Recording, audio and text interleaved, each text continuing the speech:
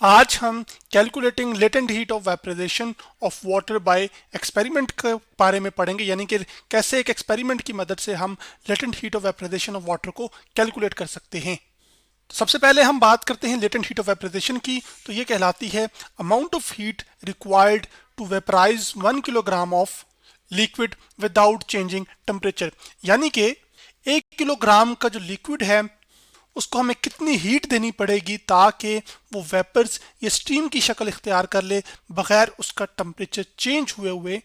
इसी को हम कहते हैं लेटेंट हीट ऑफ वेपराइजेशन। अब latent heat of vaporisation of water से मुराद ये है कि जैसे आपके पास एक चूल्हा हो, चूल्हे के ऊपर आपने पतीला रखा है और पतीले में अगर 1 किलोग्राम पानी मौजूद हो तो उस 1 किलोग्राम पानी को बुखारात की शक्ल में या स्टीम की शक्ल में इख्तियार करने पर या हासिल करने के लिए जितनी आप हीट प्रोवाइड करेंगे, इसी को असल में हम latent heat of vaporisation of water कह रहे हैं। यानी कि 1 किलोग्राम का पानी वो सारे का सारा तब्दील हो गया हो स्टीम में बगैर उसका टेम्परेचर चेंज किए हुए। अब यहाँ पर चूंकि हमारे पास इस पतीले में वाटर पड़ा हुआ है, तो अब ये बात याद रखिएगा कि जो लेटेंट हीट ऑफ वेपराइजेशन है ये एक्चुअली डिफाइन ही लिक्विड्स के लिए होती है। तो मान लीजिए कि हम यहाँ से इसको हीट करते हैं, तो जो हीट प्रोवाइड की जा रही है, हीट जो कि असल में फॉर्म ऑफ एनर्जी है जो कि फ्लो करती है टेम्परेचर डिफरेंस की वजह से, तो जो हीट है वो हम कह रहे हैं Q है, और जो मैस ऑफ द लिक्विड है उसको हम असल में कह रहे हैं अभी M। तो जितना लिक्विड का मैस एक्चुअली ज्यादा होगा उतनी ही ज्यादा आपको हीट प्रोवाइड करनी पड़ेगी ताकि वो लिक्विड वेपराइज हो सके। इसका मतलब ये हुआ कि जो Q है यानी कि जो अमाउंट ऑफ हीट है वो डायरेक्टली प्रोपोर्शनल है मैस ऑफ लिक्विड के, तो यहाँ पे इसको हम लिख लेते हैं M। तो Q चूंकि हमारे पास हीट सप्लाइड है, अब सवाल ये है कि जब अगर ज्यादा मैस होगा तो ज्यादा हीट क्यों प्रोवाइड करनी पड़ेगी। वो इस वजह से क्योंकि जब ज्यादा मैस होगा इसका मतलब है कि उस लिक्विड के पार्टिकल्स भी ज्यादा होंगे। तो जितने ज्यादा पार्टिकल्स होंगे असल में फिर उनको तमाम के तमाम पार्टिकल्स को अगर वेपर्स की शक्ल इख्तियार करनी है तो आपको एनर्जी भी तो ज्यादा देनी होगी ना, यानी कि हीट एनर्जी यहाँ पे हम बात कर रहे हैं। पहले वो हीट एनर्जी जो तह में मौजूद पार्टिकल्स होंगे यहाँ पर उनको ट्रांसफर होगी, फिर उनसे अगलों को, फिर उससे अगलों को। तो जितनी मिकदार बढ़ती जाएगी लिक्विड की उतनी जो हीट फिर सप्लाई करनी पड़ेगी ताकि वेपर्स की शक्ल इख्तियार करे वो भी बढ़ानी पड़ेगी। खैर चलें आगे बढ़ते हैं। अब ये जो प्रोपोर्शनैलिटी है इसको अब हम खत्म करेंगे तो हमारे पास इक्वल टू एक आ जाएगा।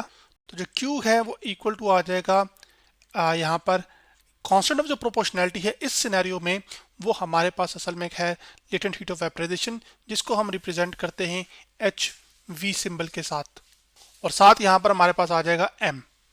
आपके पास ये चीज। अभी जो लेटेंट हीट ऑफ वेपराइजेशन है ये एक्चुअली डिफरेंट लिक्विड्स के लिए डिफरेंट होगी। जैसे आपके पास पानी के साथ आपके साथ जो पेट्रोल है वो भी एक्चुअली क्या है, एक लिक्विड है, ऑयल्स हैं वो भी लिक्विड हैं। तो उन तमाम के लिए जो लेटेंट हीट ऑफ वेपराइजेशन है वो एक्चुअली मुख्तलिफ होगी, लेकिन अभी हमारा इंटरेस्ट सिर्फ और सिर्फ वाटर में है।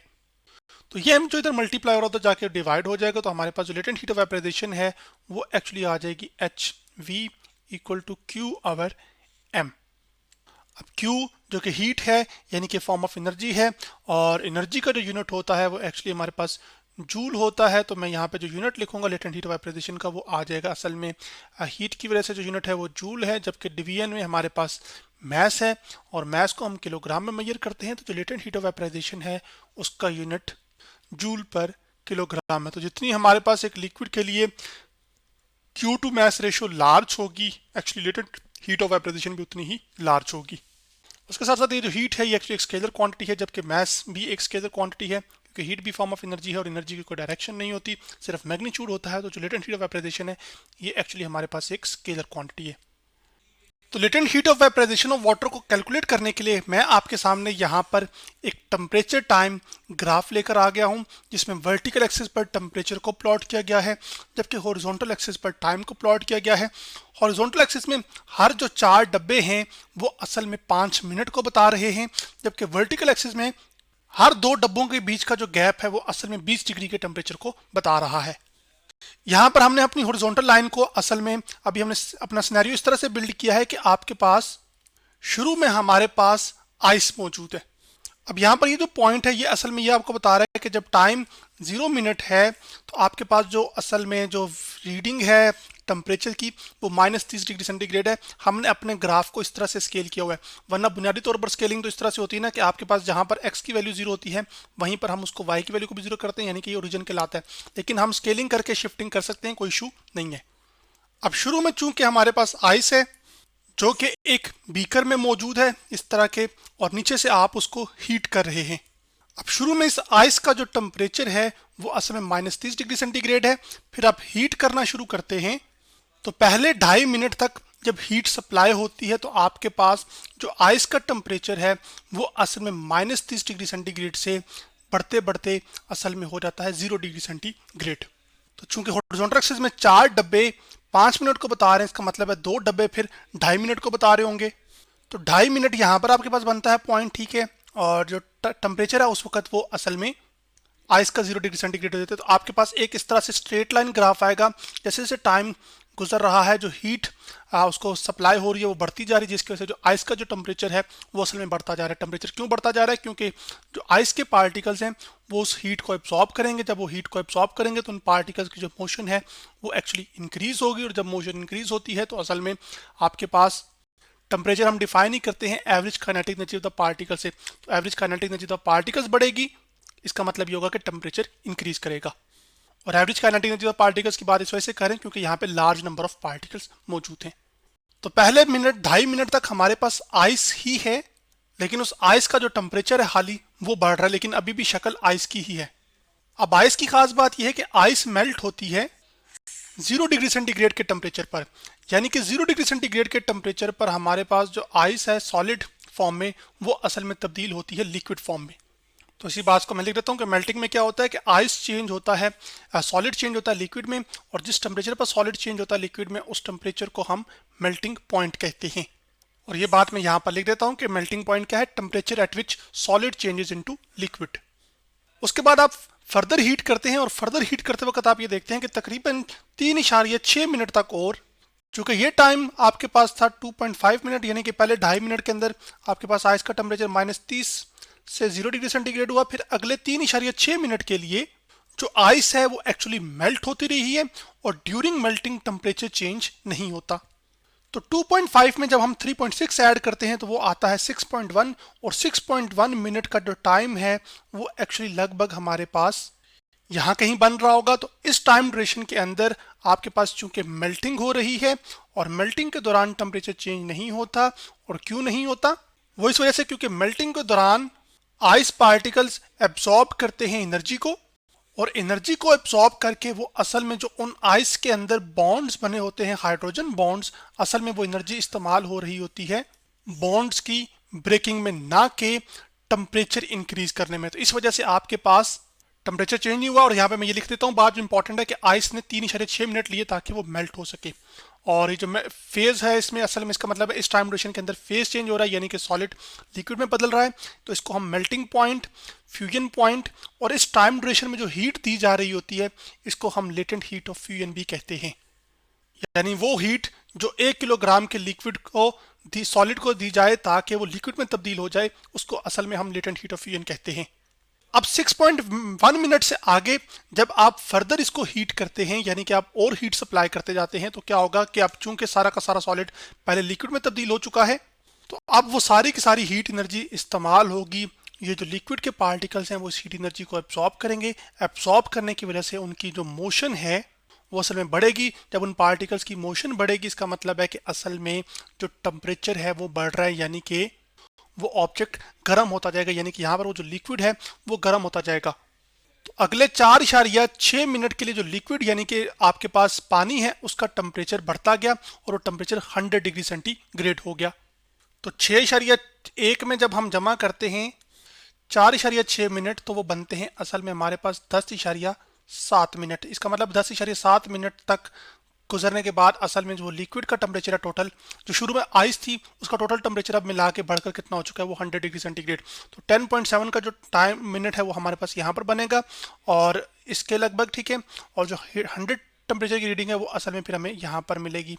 तो ये आपके पास यहाँ पर ग्राफ आ जाएगा। और इस टाइम ड्यूरेशन के अंदर हीट चूंकि आप बढ़ाते जा रहे हैं, हीट देने से असल में टेम्परेचर क्या हो रहा है वो इंक्रीज हो रहा है। तो आपको ये लीनियर सा ग्राफ नजर आएगा एक्सपेरिमेंटली। जो कि मैंने आपके सामने प्लॉट कर दिया। तो जो टाइम लगा है लिक्विड यानी कि पानी को टेम्परेचर उसका 100 डिग्री सेंटीग्रेड करने के लिए, उस टाइम को हम रिप्रेजेंट कर रहे हैं टी नॉट से। फिर आप ये जानते हैं कि जो वाटर है वो बॉयल होता है 100 डिग्री सेंटीग्रेड पे, यानी कि 100 डिग्री सेंटीग्रेड जब टेम्परेचर होता है तो आपके पास जो वाटर बॉयल होने लग जाता है, यानी कि लिक्विड चेंज होने लग जाता है गैस या फिर वेपर्स की फॉर्म में।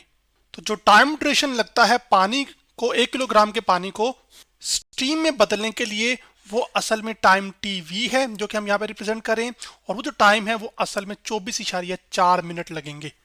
इसका मतलब अब हमारे पास 10.7 मिनट के अंदर आप ऐड करेंगे 24.4 मिनट, तो आपके पास आ जाएगा 24 10 34, और 0.7.4 असल में 1.1, तो एक्चुअली हो जाएगा 35.1 मिनट। इसका मतलब है 35.1 मिनट तक अब आगे फेज चेंज होता रहेगा, यानी कि जो लिक्विड है वो गैस में या वेपर्स की फॉर्म में या स्टीम की फॉर्म में बदलता रहेगा।